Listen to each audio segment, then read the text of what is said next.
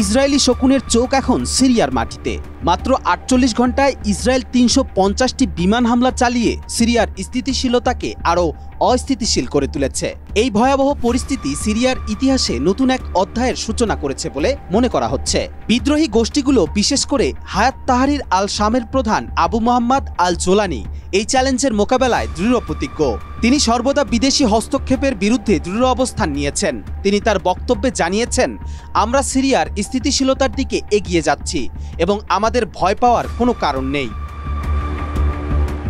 তবে আসাদের পতনের পর সিরিয়ায় কোন স্থিতিশীলতা রয়েছে তা নিয়ে প্রশ্ন রয়েছে।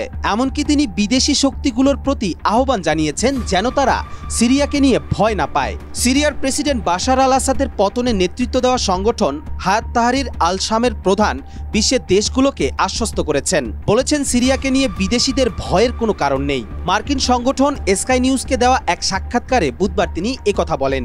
হায়াত তাহরির আল শামের প্রধান আবু মোহাম্মদ আল জোলানি আসাদ সরকারের পতনের পর এই প্রথম পশ্চিমা কোনো গণমাধ্যমকে সাক্ষাৎকার দিলেন। স্কাই নিউজের আন্তর্জাতিক সংবাদ সম্পাদক জেইন জাফার এবং মধ্যপ্রাচ্য প্রযোজক সেলিন আল খালিদির সঙ্গে দামেস্কে এই সাক্ষাৎকার দেন। তিনি বলেন, দেশটি পুনর্নির্মাণ করতে হবে। বিশ্বের ৩টি শক্তিশালী দেশ যুক্তরাষ্ট্র, রাশিয়া এবং ইরান, এসব দেশের নজর রয়েছে সিরিয়ায়। ইসরায়েল সিরিয়ার ওপর একের পর এক বিমান হামলা চালিয়ে যাচ্ছে, আর তুরস্ক কামশৈলীর কাছে শক্তিশালী হামলা চালিয়েছে। তবে এই সমস্ত আক্রমণের প্রেক্ষিতে সিরিয়ার বিদ্রোহী গোষ্ঠীগুলোর শক্তি বৃদ্ধি পাচ্ছে। কুর্দি গোষ্ঠী ও অন্যান্য বিদ্রোহীরা ইসরায়েলি বিমান হামলার পর অস্ত্রভাণ্ডার সংগ্রহ করে শক্তি সঞ্চয় করছে।